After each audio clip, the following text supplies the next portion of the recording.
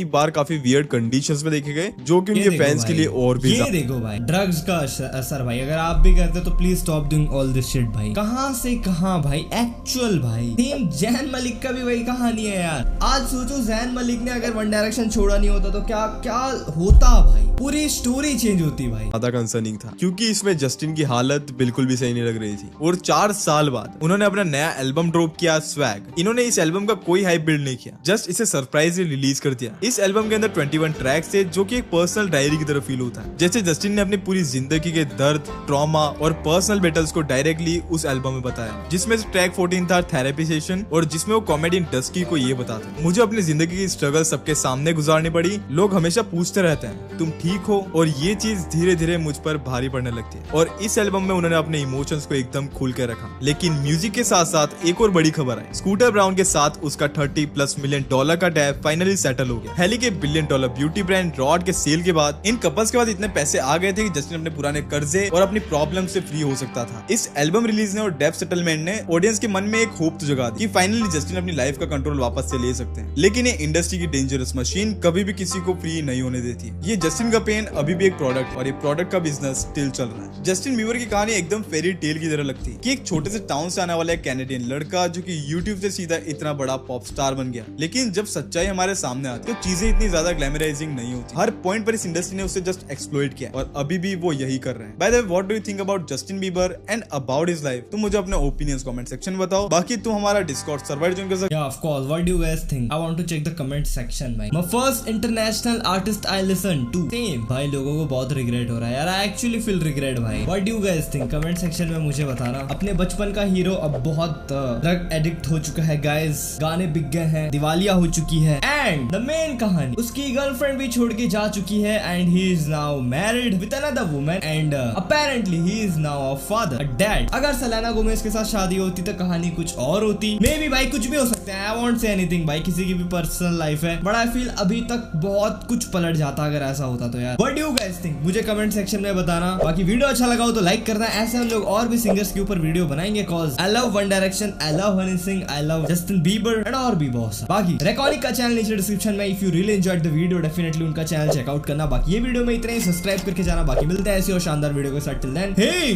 बाकी दाढ़ी कटाने के बाद कितना गंदा दिख रहा हूँ भाई मैं।